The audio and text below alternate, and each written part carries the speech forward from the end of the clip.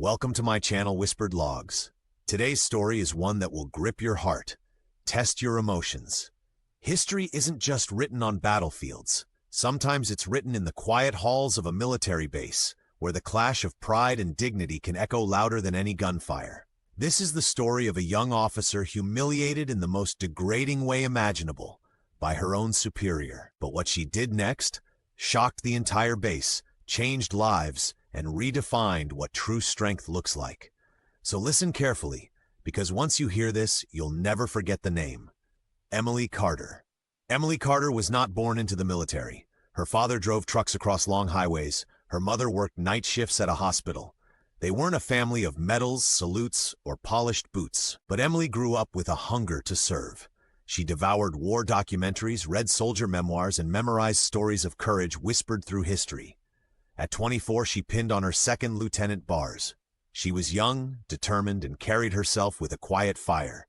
Her uniform was sharp, her salute crisp, but behind her steady gaze was something even stronger. Years of being underestimated, and the resolve never to let it break her again. On the base, however, not everyone respected her. Colonel Thomas Briggs was a man from another era who wore his years of service like armor, but carried an outdated belief that leadership wasn't meant for women, especially not young women fresh out of candidate school. To the soldiers under him, Briggs was strict but predictable.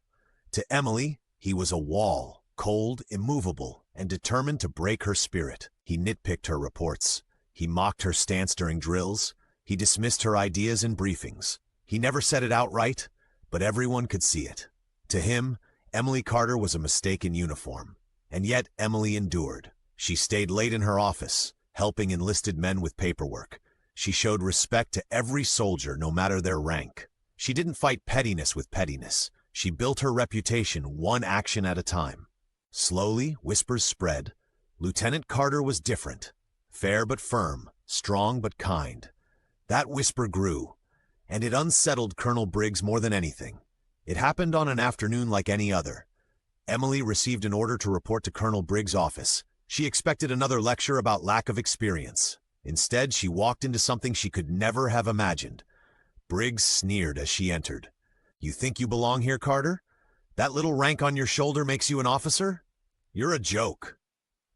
Before she could answer, he grabbed her by the arm, his grip iron tight. Soldiers in the corridor froze, unsure if they should intervene. No one dared. He dragged her down the hall and shoved her into the restroom.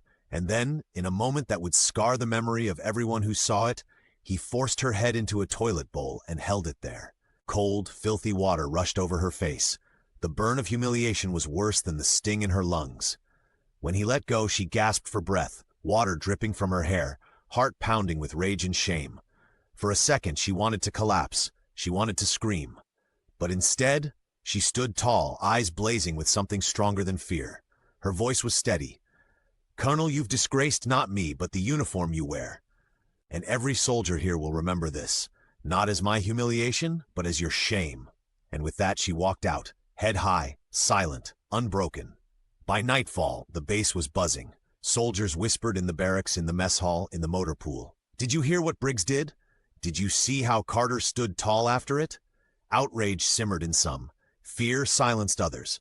But one thing was clear. Emily Carter had walked out of that restroom with more dignity than Briggs would ever possess.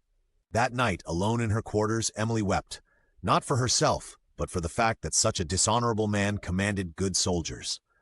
Then, with steady hands, she began to write. A report. Not of vengeance, not of emotion, but of truth. Every detail, every witness, every word. And she sent it up the chain of command. The investigation was swift. Too many had seen. Too many whispers had spread. Briggs tried to deny it. Then he tried to justify it. It was a lesson in toughness, he claimed.